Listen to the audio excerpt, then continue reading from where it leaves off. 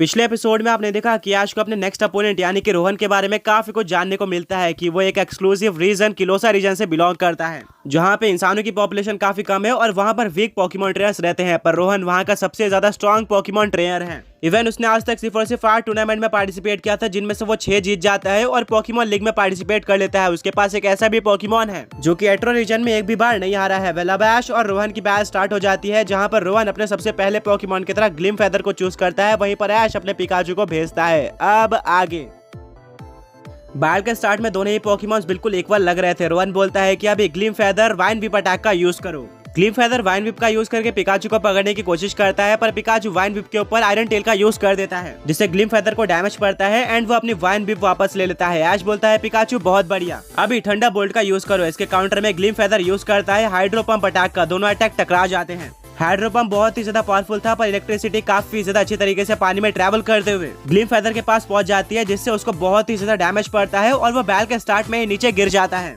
Commentator बोलता है कि ऐश के पिकाचू की इलेक्ट्रिसिटी पानी में ट्रैवल करते हुए ग्लिम फेदर के ऊपर लग गई है, और क्योंकि ग्लिम फेदर एक वाटर टाइप पोकेमॉन है और पहले से भीगा हुआ था, इसीलिए इसका डैमेज उसको बहुत ज्यादा पड़ा है। ग्लिम फेदर उठने की पूरी कोशिश करता है, पर ऐश बोलता है पिकाचू इससे पहले कि ग्लिम फेदर उठ पाए अभी वोल्ट टैकल का यूज करो। पिकाचू अपनी फुल पावर वोल्ट टैकल के साथ ग्लिम फेदर की तरफ बढ़ रहा होता है और ग्लिम फेदर उठने की कोशिश करता है, पर तभी पिकाचू इसके ऊपर एक सुपर इफेक्टिव वोल्ट टैकल का यूज कर देता है, जिससे ग्लिम फेदर हार जाता है, जो कि बहुत ही ज्यादा शॉकिंग था। ऐश बोलता है पिकाचू बहुत बढ़िया, तुमने कर दिखाया। वहीं पर रेफरी बोलता है कि ग्लिम फेदर अब आगे लड़ नहीं सकता, यानी कि रोहन का फर्स्ट पोकेमॉन हार चुका है। अब उसके पास सिर्फ और सिर्फ 2 ही पोकेमॉन्स बचे हुए हैं। रोहन कोई भी रिएक्शन नहीं देता है, वो अपना सर नीचे करता है और बोलता है कि ग्लिम फेदर पोकेबॉल में वापस आ जाओ। मिस्टी बोलती है ब्रॉक और सईना, क्या तुम लोगों ने एक चीज नोटिस करी है, नॉर्मली जब भी कोई पोकेमॉन ट्राई का पोकेमॉन वीक हो जाता है तो वो जरूर कोई रिएक्शन देता है, पर रोहन बिल्कुल भी ऐसा नहीं है। वो अपने पोकेमॉन्स के वीक होने पर कोई भी रिएक्शन नहीं दे रहा है और उसने बिना कुछ बोले ग्लिम फेदर को पोकेबॉल के अंदर वापस ले लिया है। ब्रॉक बोलता है कि हाँ तुमने बिल्कुल सही कहा,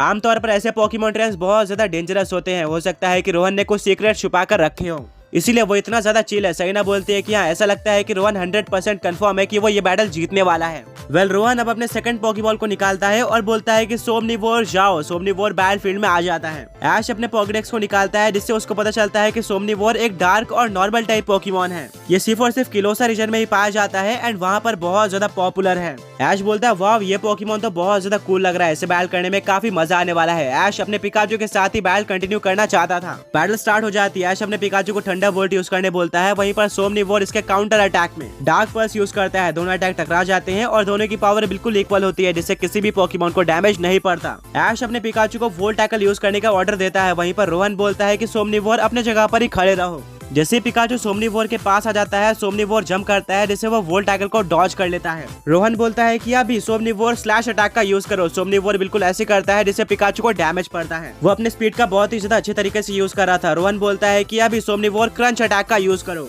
सोमनिवोर ऐश के पिकाचू के पास पहुंच गया था, पर तभी पिकाचू इलेक्ट्रो वेब अटैक का यूज कर देता है, जिससे सोमनिवोर अटैक के बीच में ही बुरी तरीके से फंस जाता है एंड अब वो वेब से बाहर नहीं निकल पा रहा था। कमेंटेटर बोलता है कि बैल के स्टार्ट में सोमनिवोर डोमिनेट कर रहा था, बट अब ऐश के पिकाचू ने काफी अच्छा टर्न लिया है। सोमनिवोर क्रंच, बाइट और डार्क पर जैसे सारे अटैक का यूज कर देता है, बट वो इलेक्ट्रो वेब से बाहर नहीं निकल पाता। ऐश बोलता है पिकाचू हमारे पास यही मौका है, अभी इलेक्ट्रो बॉल अटैक का यूज करो। पिकाचू बिल्कुल ऐसे ही करता है। अब क्योंकि सोमनिवोर फंसा हुआ था, वो इस अटैक को डॉज नहीं कर पाता और उसके ऊपर डायरेक्टली इलेक्ट्रो बॉल आकर लगता है, जिससे सोमनिवोर को डैमेज पड़ता है, बट अभी भी वो जमीन पर नहीं गिरा था, वो आगे फाइट करने के लिए रेडी था।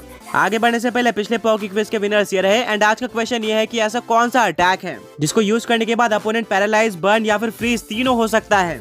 रोहन बोलता है कि अभी सोमनिवोर परसूट अटैक का यूज करो। सोमनिवोर अपनी स्पीड का यूज करके पिकाचू के ऊपर परसूट का यूज कर देता है और पिकाचू इसको डॉज भी नहीं कर पाता, जिससे पिकाचू जमीन पर गिर जाता है। पर ज्यादा टाइम ना वेस्ट करते हुए पिकाचू वापस से खड़े हो जाता है। दोनों ही पोकेमॉन्स एक दूसरे को काफी अच्छी टक्कर देते हैं। एक तरफ सोमनिवोर dark pulse, crunch, pursuit, foul play और नॉक ऑफ जैसे अटैक्स का यूज कर रहा होता है। दूसरी तरफ Pikachu electrowave, thunderbolt, volt tackle और इलेक्ट्रो बॉल जैसे अटैक्स का यूज करके सोमनिवोर को डैमेज दे रहा था और साथ में कंफ्यूज भी कर रहा था। बैटल काफी लंबी चलती है और लास्ट में दोनों ही पोकेमॉन बहुत ज्यादा थक चुके थे और अब दोनों ही पोकेमॉन्स अपने अपने फाइनल अटैक का यूज करते हैं। ऐश अपने पिकाचू को वोल्ट टैकल यूज करने बोलता है। वहीं पर रोहन बोलता है कि सोमनिवोर अब वक्त आ चुका है इस बैटल को खत्म करने का, अभी नाइट स्लैश अटैक का यूज करो। दोनों पोकेमॉन्स अपने फुल पावर का यूज करते हैं, जिसके बाद दोनों अटैक टकरा जाते हैं और एक बहुत ज्यादा बड़ा एक्सप्लोजन होता है। स्टेडियम में काफी तेज हवा चलना स्टार्ट हो जाती है। दो सुपर स्ट्रॉन्ग पोकेमॉन्स का क्लैश हुआ था। देखना यह है कि कौन सा पोकेमॉन हारा है और कौन सा जीता है। कुछ टाइम बाद धीरे धीरे धुआं हटना स्टार्ट हो जाता है और वेदर पूरी तरह से क्लियर होने के बाद पता चलता है कि सोमनिवोर नीचे गिर चुका है। वहीं पर पिकाचू अभी भी खड़ा हुआ है।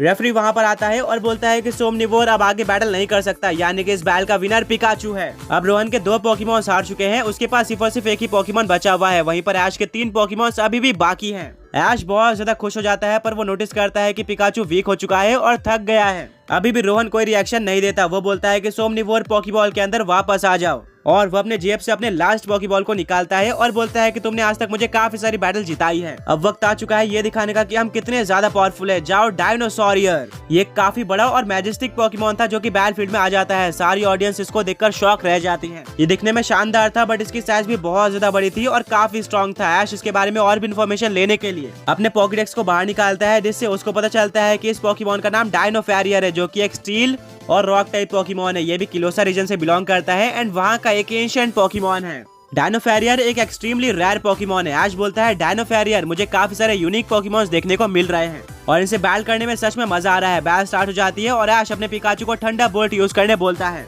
रोहन अपने डायनोफेरियर को रॉक ट्यूब अटैक यूज करने बोलता है, जिससे वो पिकाचू के ठंडा बोल्ट को पूरी तरह से ब्लॉक कर देता है। पिकाचू और ऐश पूरी तरह से शॉक रह जाते हैं। कमेंटेटर बोलता है कि डायनोफेरियर इस लीग का one of the strongest Pokémon है। अभी तक ये एट्रो में कोई भी बैटल नहीं हारा है, यानी कि ये अनडिफीटेड है। ऐश बोलता है अच्छा, तो ये वही पॉकीमॉन है जिसके बारे में मुझे ब्रॉक ने बताया था। पिकाचू, अब हमें और भी ज्यादा एनर्जी के साथ बैटल करनी पड़ेगी और हम वो पहले पॉकीमॉन ट्रेनर बनेंगे जो कि डायनोफेरियर को डिफीट करेंगे और पॉकीमॉन लीग में आगे बढ़ेंगे। रोहन एक स्माइल करता है। अब फाइट कंटिन्यू होती है। ऐश अपने पिकाचू को वोल्ट टैकल यूज करने बोलता है, जिसके काउंटर में डायनोफेरियर यूज करता है हेड स्मैश अटैक का। दोनों ही पॉकीमॉन्स हेड ऑन टकरा जाते हैं, बट यहाँ पर हेड स्मैश वोल्ट टैकल को ओवर पावर कर लेता है, जिससे पिकाचू पीछे जाकर टकरा जाता है एंड उसको काफी ज्यादा डैमेज पड़ता है। ब्रॉक बोलता है कि डायनोफेरियर ने ये शो कर दिया है कि वो पिकाचू से वीक नहीं है। करंटली ऐश इस बैटल में काफी आगे है, बट फिर भी डायनोफेरियर एक मुश्किल हो सकती है, जिसको डिफीट करने में ऐश को मुश्किलें आएगी। ऐश बोलता है पिकाचू, क्या तुम ठीक हो? बट पिकाचू अब बहुत ज्यादा वीक हो चुका था एंड उसको खड़े होने में भी दिक्कत हो रही थी। अचानक से रोहन अपने डायनोफेरियर को जॉ लॉक अटैक यूज करने बोलता है, जिसका कोई भी इफेक्ट पिकाचू पर देखने को नहीं मिलता।